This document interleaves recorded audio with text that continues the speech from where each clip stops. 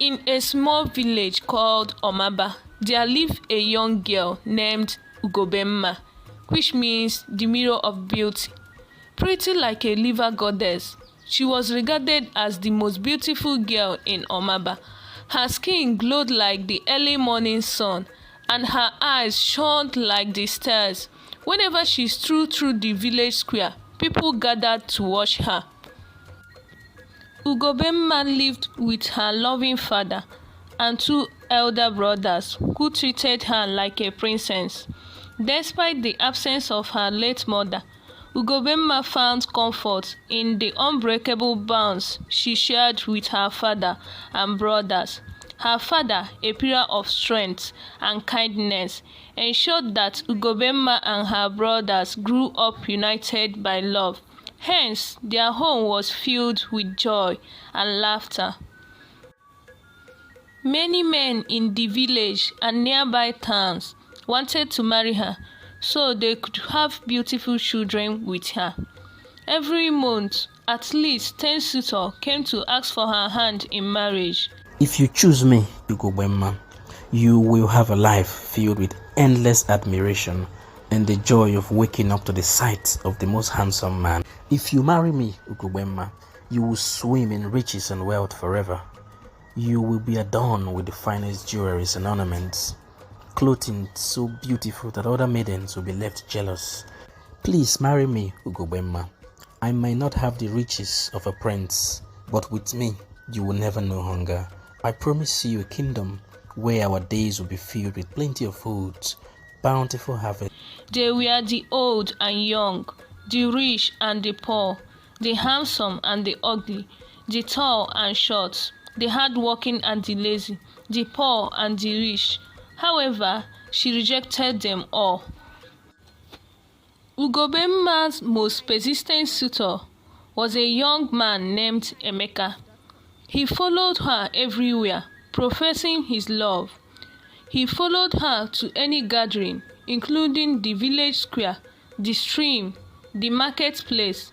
But Ugobemma rejected his proposal.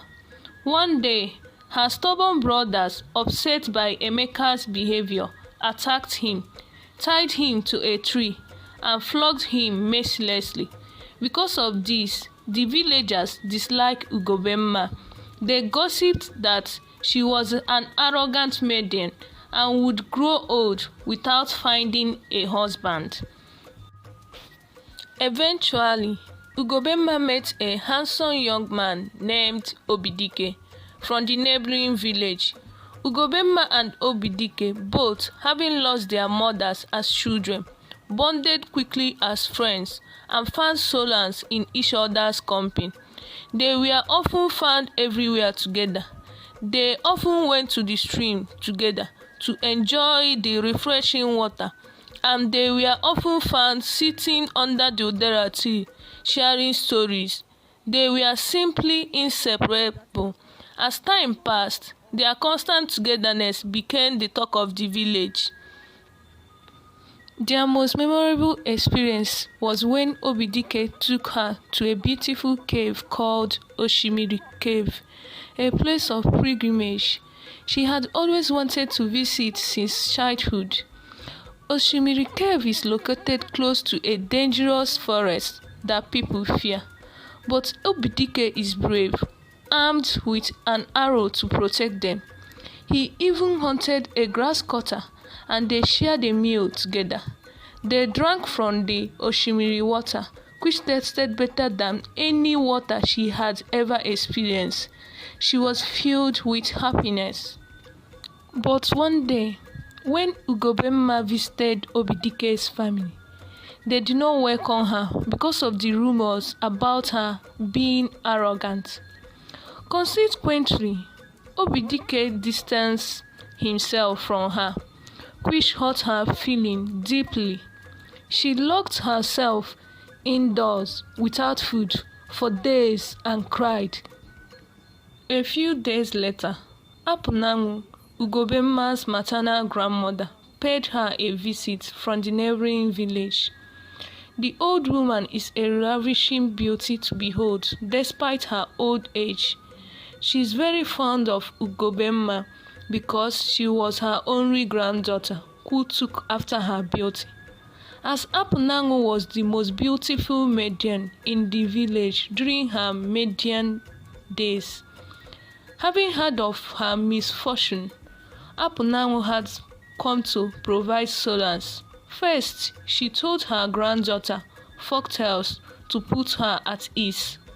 Afterwards, she told her about the need to cultivate a beautiful heart over mere physical beauty.